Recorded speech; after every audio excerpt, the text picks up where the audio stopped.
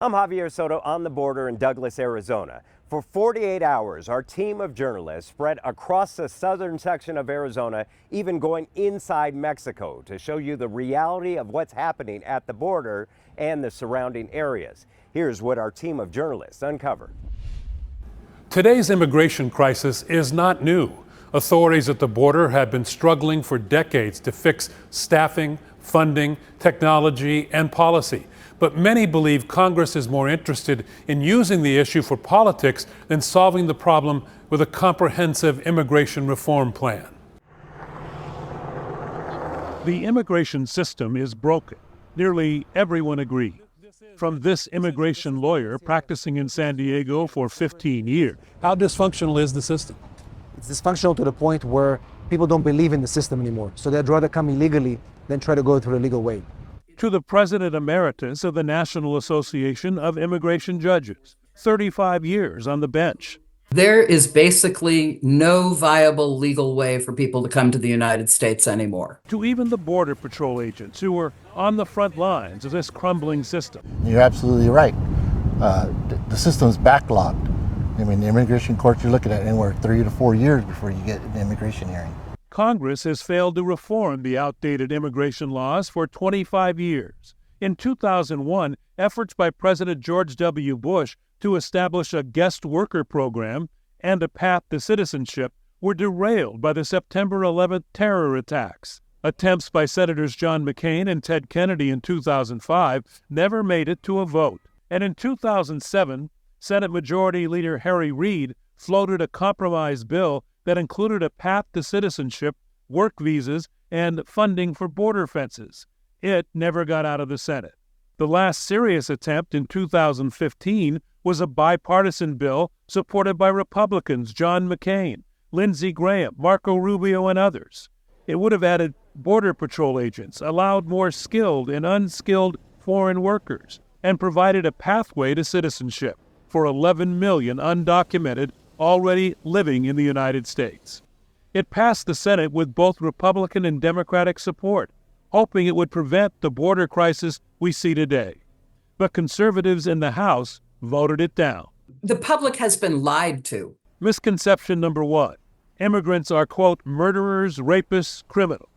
According to a 2023 study by Stanford University titled "The Mythical Tie Between Immigration and Crime," reveals that immigrants are 30% less likely to be incarcerated than are U.S.-born individuals. In fact, 3 of the top 10 safest cities in America, according to the FBI rankings, are the border towns of El Paso, McAllen, Texas, and San Diego, California. Misconception number 2: immigrants are bad for the economy and take away jobs from U.S. citizens.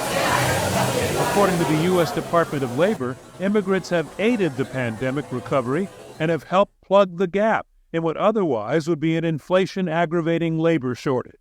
Academic studies have shown time and time again that immigrants do not take jobs away from the American public, that they stimulate the economy, they take jobs that Americans don't want. So what are the solutions these frontline immigrant experts say are needed? The courts are jammed with waits as long as 20 years to get through the system.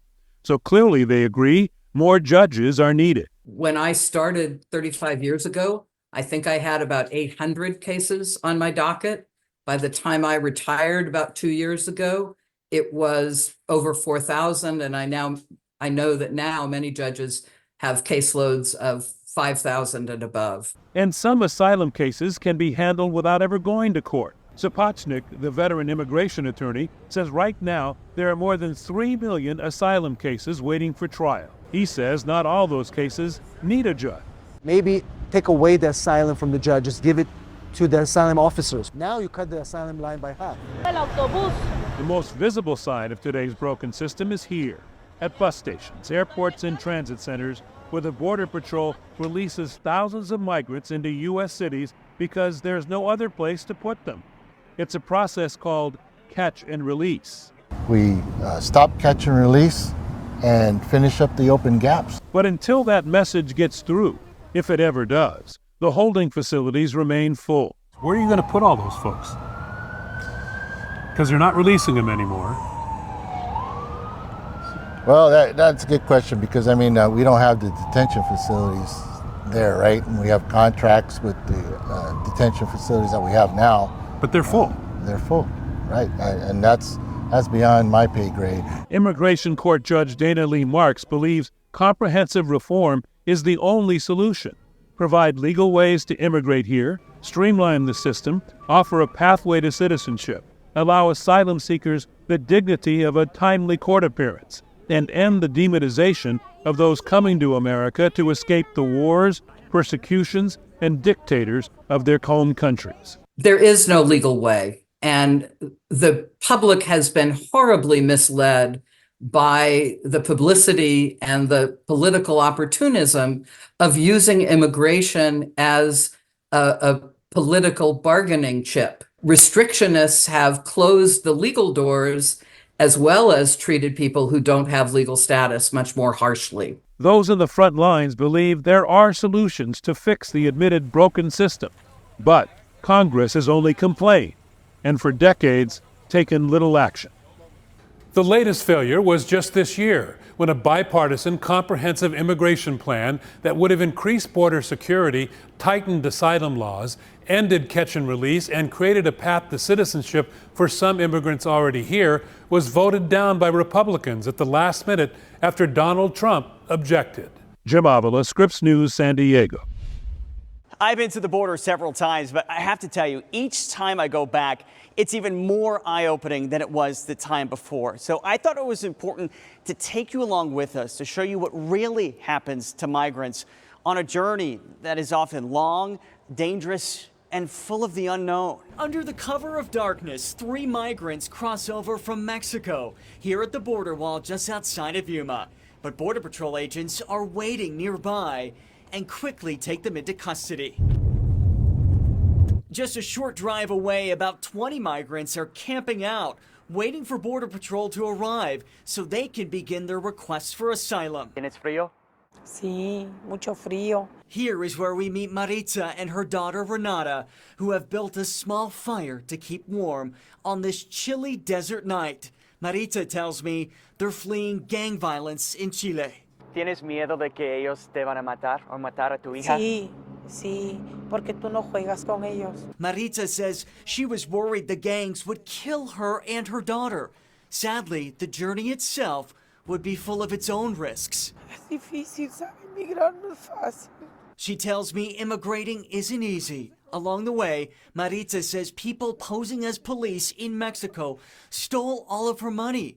Gente en el bus te robaron el dinero. Sí, o sea, que unos policías. Renata tells me police officers took all of her money, hidden inside her jacket. Robberies, just one of the many dangers migrants face along the way. The sun has just come up here at the border crossing just outside of Yuma. There are about 24 people here right now, still waiting to be processed by the Border Patrol. This is a major milestone to reach this point, but for so many of these people, the journey is just beginning. After they're apprehended, migrants are taken to the Yuma Sector Border Patrol headquarters. What happens at that point when they get apprehended? We immediately try to collect all the information, make sure that we're taking their fingerprints, we're taking their biographical information, where they're from, taking their photograph. After they're cleared and background checked, migrants are released. Many in Yuma County come here to the Regional Center for Border Health, serving as a transition center. Você quer mejor oportunidade para a família? Sí. So Delano's from Brazil, and he tells me that he's just looking for a better opportunity for his family. So after leaving the Regional Center for Border Health in Somerton, migrants then board buses just like the one I'm on right now to head to Phoenix Sky Harbor, where they will be able to fly to stay with friends, stay with family as their asylum requests play out. There's a couple dozen people on this bus with me right now. And in talking to them, what I'm finding out is that although the physical journey is coming to an end soon, the emotional journey is really just beginning. Like Casimiro, a 27-year-old from Guatemala, who's eager to show me a photo of his wife and daughter, who he had to leave behind. ¿Fue difícil dejar a tu esposa? muy difícil. But he tells me leaving his wife behind was incredibly difficult. The journey has been emotionally and physically traumatic. Toda la noche no pude dormir por el mismo frío. Ratos dormía y despertaba y temblando otra vez. He said it was so cold in the desert that he couldn't even sleep. He said he would fall asleep for a little and then he would wake up because he would just start shaking. On the bus, after days of no rest, finally a chance to sleep. 3 hours later, we reach Sky Harbor. ¿Cómo te sientes ya que estás aquí en el aeropuerto? ¿Cómo te sientes? Emocionante. Casimiro tells me he's excited to be one step closer to seeing his family in LA. The migrants are then escorted inside to wait for their flights. Welcome to America, everybody. Welcome, welcome. Good luck and best wishes. Good luck. As the elevator door closes, so too does this leg of the journey. ¿Cómo te sientes en el corazón? Bien, bien sensible, como que si con ganas de llorar por la felicidad, pues, porque ya se ha logrado el objetivo de estar hasta acá. So he said inside he's very happy and he almost feels like crying because he's finally made it here.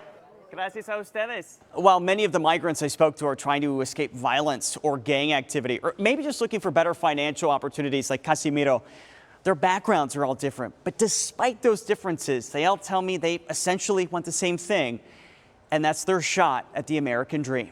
For ABC15 Arizona, I'm Nick Saletti. We're in Nogales, Arizona. This is the border crossing. Pedestrians, hundreds of them sometimes, come across this way. Some undocumented immigrants that have been waiting for months for their name to be called in order to come across and perhaps seek asylum. We are going across the border. We're talking to many of them at shelters, women and children, as well as nonprofit organizations that are helping them during their wait. It's early morning as we walk across the Arizona-Mexico border. It seems with every step we take, everything changes. And the first thing we notice, a long line of people waiting to get across. Many are regular everyday border crossers, but others have been here waiting days, weeks, sometimes months to cross into the U.S. A short drive away, we find a shelter. Many asylum seekers here waiting for an appointment. They claim to have escaped crime and violence in their home countries. Some won't talk to us, afraid of retaliation. But further down the hallway, I meet Astrid. She wants to share her story. Astrid made the journey from Venezuela with her 2 children. The family left last November, traveled more than 3,000 miles across 7 borders and 7 countries. We were robbed, says Astrid. Thank God, nothing else, says the mother of 2 who claims both criminals and police alike took any little money they had. Months later, walking through man-made paths and jungles and using any means of transportation they could get, the family makes it to Nogales, Mexico. And this particular shelter is run purely by volunteers. It does belong to the city of Nogales. But what I wanted to know is, what does it drive a person, a mother of 2 in this case, to go across several borders, walk around the jungle, and finally get here after facing so much danger? My children, she says, as tears come to her eyes. Outside, Fabian, Astrid's son, is playing soccer. And I wonder, what was it like for an 8-year-old child? ¿Te dio miedo? No. You're not scared? Why not? ¿Por qué no? Okay, but your mom tells me that some people took money from you guys. Tu mamá me dice que les quitaron dinero. Sí. ¿Sí? ¿En dónde? Where? En la selva. In la selva, in the jungle. And that is the story of many through a child's eyes. Each immigrant, each family has their own unique path to get here. And once here, their journey is not over. It now travels the roads of America's legal systems with no guarantee of being granted asylum. They could be deported or choose to stay illegally and live in the shadows. In Nogales, Mexico, Patricio Espinosa, ABC15, Arizona. Douglas, Arizona was once an old smelter town because of the proximity to the old mines. During my 48 hours here, I learned it's a city with rich history, and part of that crucial history has to do with its relationship with the border. Douglas, Arizona, a border city, small and quiet with less than 16,000 people. To its south, it's surrounded by border fencing and barbed wire, erected on both sides of the port of entry. That port of entry is very busy. It's a port known for drug trafficking. In January, officers made a huge bust at the Douglas port of entry, discovering close to 500,000 fentanyl pills. Ever since I've been here, drugs have been a problem. And it's getting worse now with the fentanyl. But at the same time, you know, it's a never-ending battle between good and evil on this as to, you know, the law enforcement's trying to stop it and the drug pushers are trying to get it across. Bruce Wetton is the local reporter for the Herald Review who has covered every story in Douglas for more than 30 years. He says although they have immigration issues, they haven't seen the overwhelming surge like other border cities. You know, we're not seeing them wander the streets. We're not having the violence they have in other locations. The reason? Douglas does not have the resources to support migrants. How is Douglas as an overall community economically? Well, we've always been stressed economically. We did have our big smelter close back in the 80s, and so that hurt us economically. 40 years later, downtown is surrounded by abandoned buildings and no bustling businesses. But the biggest factor, few migrants are making their way toward Douglas, lack of transportation. We don't have the transportation hub that others, bigger communities have. We don't have a bus line, we don't have a railroad line, we don't have any airports, you know, to speak of that are public. That's not to say illegal immigration doesn't happen here. ABC15 witnessed several people climb over the fence who were later apprehended. We asked Douglas City Councilman Mitchell Lindeman about it. What about people climbing over the wall? Has that been an issue always? Yeah, I think that's probably always, but we do have a lot of law enforcement that handle those type of things. And back in September, an SUV carrying undocumented immigrants tried to evade law enforcement before crashing, killing 2 people on board. And it was a head-on collision where that was what we call a soft pursuit. And law enforcement saw it, but he was heading inside city limits, and so they decided to back off.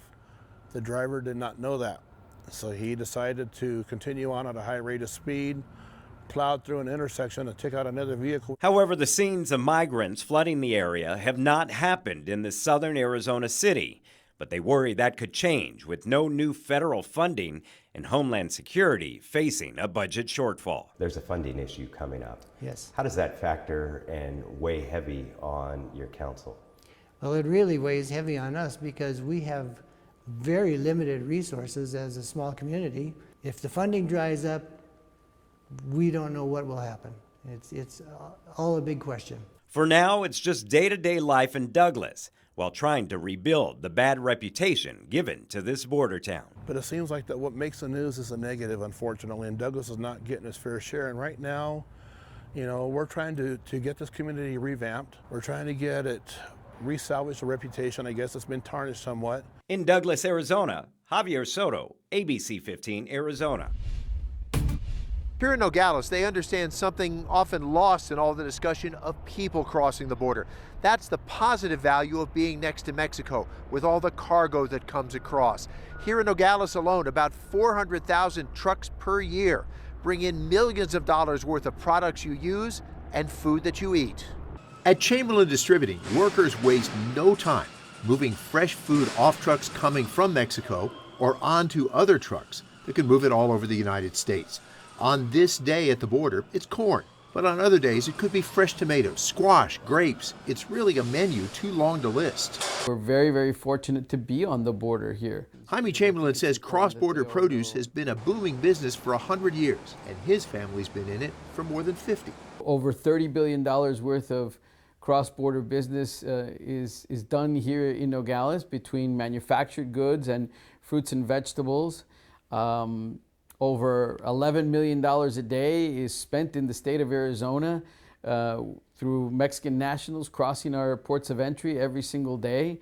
That's an incredible number and an incredible economic generator that we have. The trucks also bring in goods manufactured in Mexico. Companies from the U.S. and the rest of the world use factories in Mexico to build cars, electronics, medical devices, and other products. Businesses on the U.S. side provide components and expertise. Better stability and shorter supply chains have helped Mexico replace China as our #1 trade partner. We're in Nogales on a quiet weekday. On weekends, Morley Avenue is busy with Mexican shoppers, enjoying more variety and better bargains on the Arizona side of the border. A pedestrian gate makes it easy to bag up bargains and head home to Mexico. Right now, a strong peso helps their money go farther. But surges of immigrants can choke off the commerce. Jaime Chamberlain is a leader on the local port authority. He says when Homeland Security takes inspectors off the ports to process migrants, it interferes with fast, efficient inspectors that speed up cargo and stop illegal drugs. Our legal commerce is being hindered by DHS and the White House's and the administration's decision to pull these people away from our ports of entry. And for us, as businessmen and women, we need that security. We need our ports of entry to be as efficient as possible. We need them to be staffed correctly, and we need them to be funded correctly. And he says that will protect business so valuable, it's a matter of national security. In Nogales, Arizona, Craig Smith, Scripps News. Businesses in both Nogales, Arizona and Nogales, Sonora rely on customers from both sides of the border to stay open. I spoke with one business owner who says he's still competing with stores in Mexico. Imagine you get off work and decide to do your shopping errands, but in another country. That's daily life here in Nogales, Arizona, as hundreds of thousands of customers live right across the border in Nogales, Mexico. That population does a lot of their shopping on this side of the border. It impacts stores in Nogales, Tucson, and even Phoenix. Local businesses on both sides rely most on this type of microtourism to the international town next door. At Black Aesthetics across the border in Mexico, Dr. Rafael Valencia says business is booming. Botox, fillers, bioestimuladores de colágeno. He tells us 90% of his clients come from the U.S. Yo me enfoqué en el tema del turismo médico. Cosmetic procedures at a fraction of the cost. While medicine in Mexico isn't as heavily regulated as the U.S., Dr. Valencia says he has an extensive 6-year postgraduate education to specialize in cosmetic surgery. Back in Nogales, Arizona, city data estimates between 60 and 70% of the entire city's sales and hotel revenue comes from Mexican shoppers. And right across the street here, the owner of Corey's tells me that rate rings true for his store. We've always depended on the Mexican customer. They did come for holiday, not as strongly as they used to. Hello, Ana. ¿Qué tal? Gregory Corey's parents started this retail store in Nogales 77 years ago. While the family business boomed for decades, Corey says now shopping habits have changed. Long after pandemic-era closures and a more recent months-long closure of the small port entrance in front of the shop. People had to find other sources, other ways of finding their merchandise and getting their needs. And they did. Empty storefronts along the main stretch. There's a lot of businesses closing. Shadows of businesses gone by. I hope that's not me down the road. But, you know, you can't ever know what the future will hold for you. The store? But we're not giving up. Now putting more inventory online and lowering prices to stay competitive with stores on the other side of the border wall. We just have to find a different way of doing it. In Nogales, Lillian Donahue, ABC15 Arizona.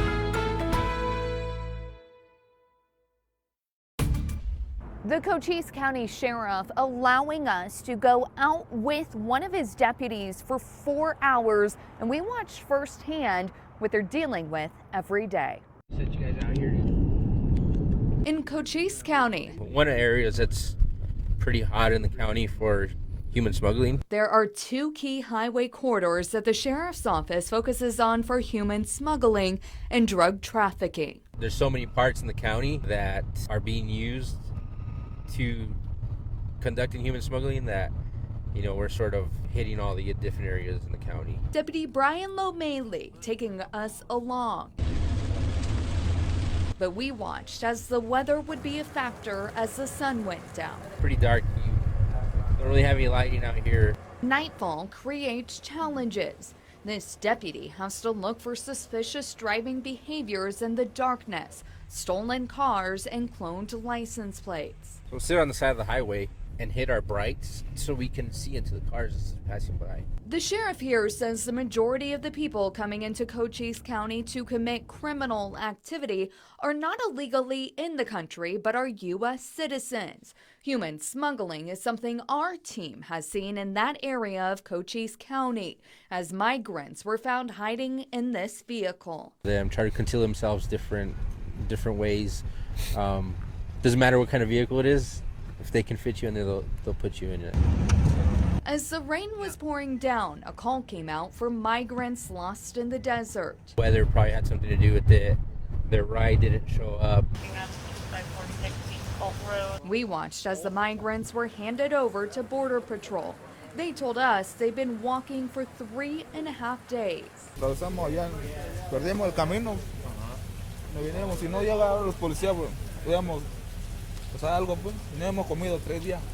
Another Cochise County Sheriff's deputy telling us he only had lollipops and water to share. It was the first thing they've eaten. As soon as we found them, we put them in our vehicles and we turned on our heaters to keep them warm. Telling this Border Patrol agent they crossed illegally. Despite this encounter, Deputy Lomeli says It was quiet. It's not usually what we see on a daily basis. Wish we could have seen more. We have those nights where you got to understand it's not always on the go. You know, you have those nights that are just not operating, and you know, we're not stumbling upon it. So I mean, 4 hours went by fast. I just wanted to thank you for of course, taking yeah. us Anytime out. you guys are always welcome. Be safe out here. In Cochise County, Nicole Grigg, ABC15 Arizona. Douglas, Arizona is right on the border of Mexico, separated by fencing. But for tens of thousands of people every day, there's no separation between the two countries as they move back and forth for work and school. This is the Douglas Port of Entry, one of the busiest ports in Arizona and also one of the busiest drug trafficking routes. But yearly, tens of thousands of trucks, more than 1 million vehicles, and hundreds of thousands of people go through this inspection station, including Adiel Guerrero. Yes, I do on a daily basis. Come out by the mornings, and I'm going home right now. Adiel, a naturalized citizen, is headed home to Agua Prieta, Mexico. How long have you been doing that? For last 14 years. 14 years? Yes, I was naturalized 15 years ago, and I've been working here in Douglas for the last 14 years. But while Adiel is going into Douglas for work, Roberto Lopez left the U.S. to go into Mexico to make a living selling treats to those crossing the border. They cross every day to Douglas, and then I'm here to sell to them. They're the ones who keep my business going. The port is a lifeline for the two sister cities. It's especially crucial to the Douglas economy, which benefits from the traffic coming from across the border. Do you have a dollar amount or a percentage? Like I say, 80% I believe is our sales tax revenue from the Mexican shopper. And so without that, we'd be at a standstill. However, not everyone is as happy about their cross-border counterparts. Mom, Placida Delgado, says she can't find a job because of it. There's a lot of people from Mexico, from Agua Prieta, that work here on visas. They're two very small towns, and so priority is given to the people who have established themselves here. And so that's made it challenging. But Adiel says his reason for working in the U.S. is simple. Better wages. A similar financial reason for Roberto, who says he lives better in Mexico. Because I'm from here, and you live better and spend less. The relationship between Douglas and Agua Prieta has historically been important, and it all relies on this important border passage. Where would your life be if you weren't able to go back? That's what I wonder every day. So I'm not there, so I don't know. I just can't imagine. I don't know what I was gonna be doing, but I appreciate this opportunity. I was born in Mexico, I'm naturalized, so this is like double good for me. In Douglas, Arizona, Javier Soto, ABC15 Arizona. As you drive along the southern border, there are large stretches of wall, but then often you just run into these open spaces. This one only covered by barbed wire and a trench. It's something one rancher says has to change. I live here. I know what's going on. Jim Chilton has lived on this ranch since 1991. This is a very southern end of the ranch. I have 5.5 miles of the international boundary. A large chunk is covered with Trump-era fencing, adding on to and in some cases replacing Obama-era fencing, which now sits discarded on private land. When President Biden campaigned in 2020, he promised there wouldn't be another foot of wall built. The wall stopped here. When Biden took office the first day, he canceled all work on the wall. So where do people go? They come around the end of the wall. About 100 feet from the wall, Chilton has to fix this makeshift gate about once every 2 weeks, broken open, he says, by people crossing his ranch. I have found it closed before, but that's unusual. Chilton has 5 cameras on his expansive property and says he's captured more than 3,000 different images of people crossing his land, many by the cover of night or in camouflage. They don't want to get caught. And then the other group are migrants, men, women, children. They come through here and they walk down this road to try to be apprehended. So there's 2 different types of people coming across the ranch. The Department of Homeland Security encountered nearly 2.5 million people along the southern border in fiscal year 2023, encountering more than 300,000 people alone this past December. Chilton believes it's likely an undercount. Haven't seen any Border Patrol for 4.5 months. Now, they're busy in Tucson processing people that have walked through here and down the road. Even in portions where a wall does exist, there are gaps, even with materials sitting nearby, unused to fill the hole. If you have a wall with gaps in it, it doesn't do a lot of good. As he drives this portion of the wall, Chilton chuckles at no trespassing signs. Something has got to change. Nearly every time he drives this path, he sees migrants, many dropped at the wall, and he says Border Patrol has told him it's the cartel coordinating the trips. In October, the Biden administration begrudgingly greenlit an expansion of the wall in Texas using funds allocated during the Trump administration. I hope and pray that the next president, I don't care who it is, finishes the wall, secures the border. But for now, no plans for new construction here. In Arivaca, Fort Hatchett, ABC15 Arizona.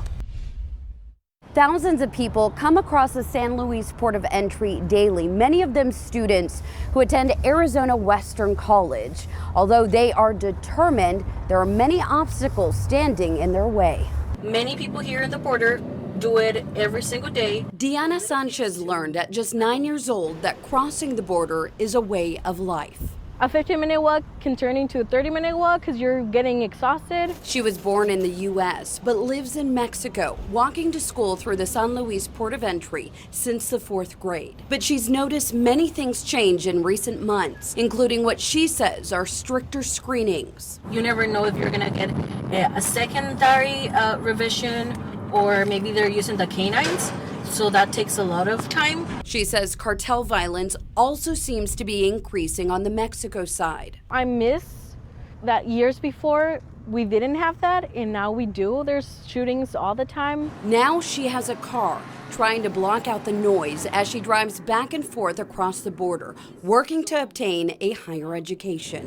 Learning English will be my opportunity to be able to work here. Arizona Western College has its main campus in Yuma, but just 3 miles from the port is their learning center in San Luis. What is pathos? Emotions, exactly. A smaller, more convenient option for transborder students. Making it to class, though, can be difficult, no matter the mode of transportation. Many students walk to the port of entry, which could be several miles. And then once they get here, it's a waiting game. There's no telling how long it could take, sometimes several hours, which is why it's one of the biggest challenges they face. I'm always stressed about it. I think, how's the line going to be tomorrow? How's the line going to be today? Iviana Rodriguez started going to AWC full-time during the fall semester. She lives in Mexico, about 30 minutes away from the port. The lines walking have been horrible. They have been like 40 minutes to an hour and a half, and you're standing up, so you have to be alert and you have to be looking at your surroundings. Once across, many take a taxi or shuttle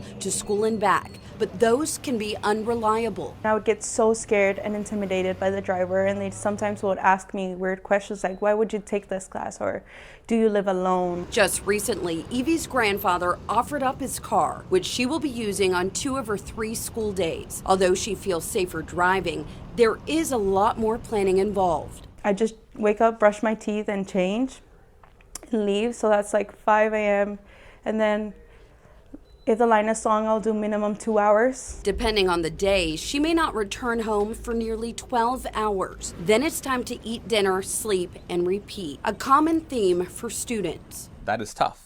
That's exhausting. Advising and Student Services Coordinator Omar Heredia says that's why they are mindful when it comes to scheduling classes. Let's find you one from 8 to 9, another one from 9:30 to 10:30, and then that last one from 12 to 1. And that way you're crossing the border once, you're taking on your 3 classes, you have time to go to tutoring. Arizona Western College offers many other resources to help students overcome barriers, including hybrid classes, free bus services, and childcare, along with general support. Statistics, absolutely. They want you to participate, they want you to be involved.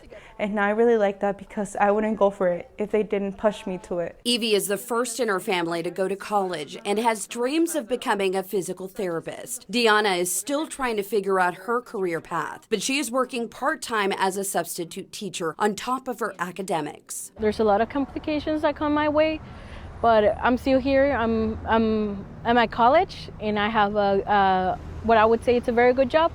So I am very proud of myself and my parents. Ashley Paredes, ABC15 Arizona.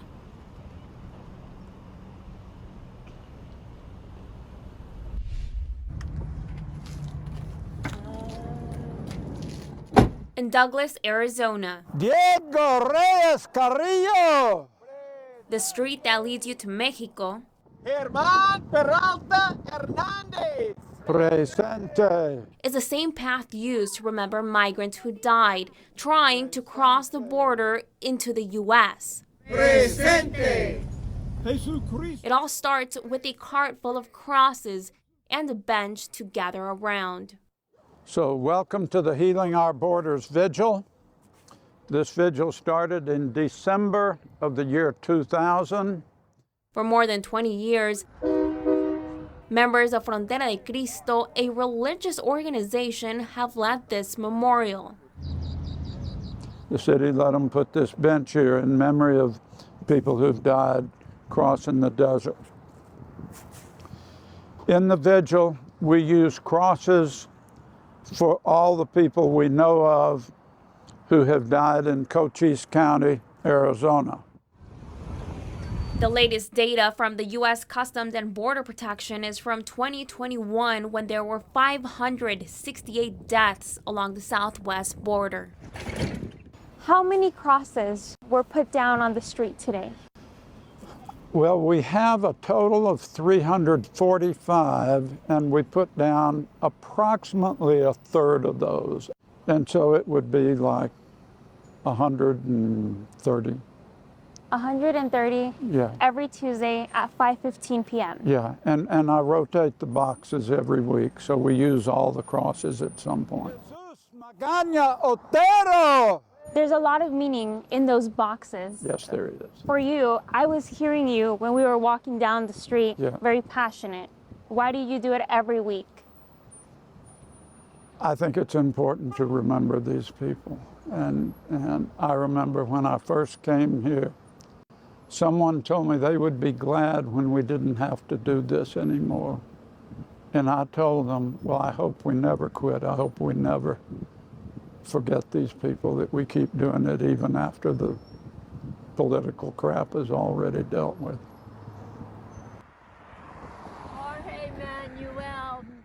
In Douglas, Arizona. Presente. Nicole Gutierrez, ABC 15, Arizona.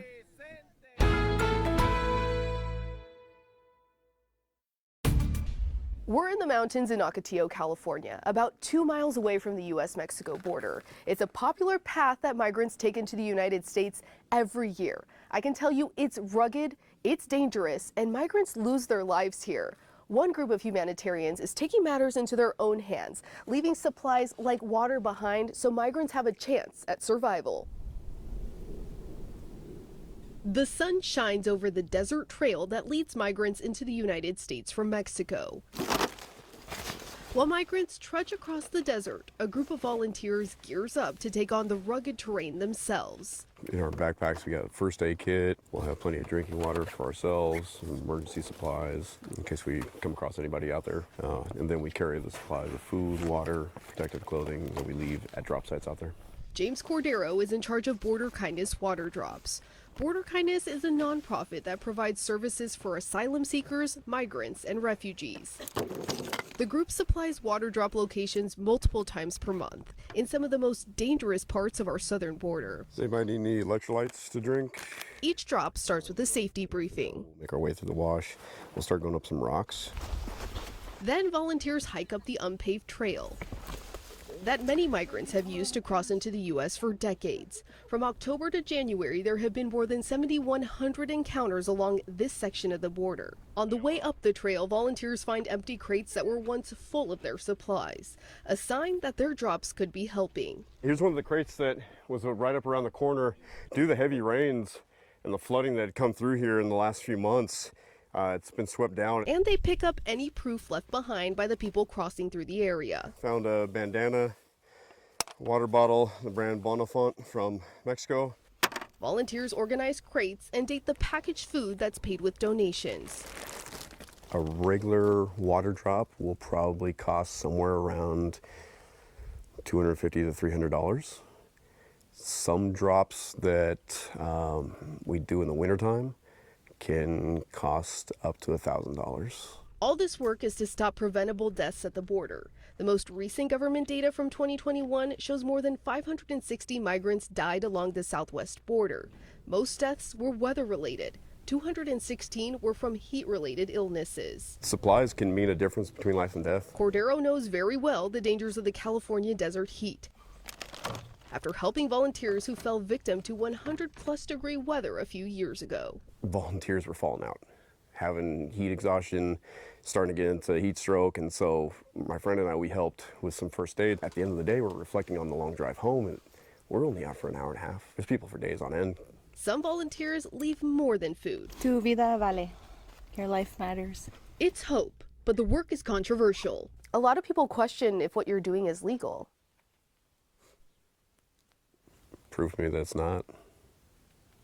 There's laws, case laws. There's been other humanitarian aid organizations in different states that have been accused of doing illegal activity when it's just a good Samaritan. We've reported when advocates, including Cordero, said they have a hard time crossing the border. If the government imposes something on you, are you in trouble, or do they think you are trouble?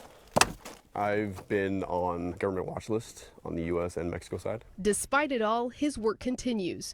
Cordero says he does it to connect with his grandfather. I'm mixed race, and my grandfather is from Mexico, and he crossed before he was able to gain citizenship through joining the U.S. Army and fighting in the war. Border Kindness says that their efforts will not stop. They do these water drops dozens of times per year. In Ocotillo, California, Sierra Encinas, Scripps News, San Diego.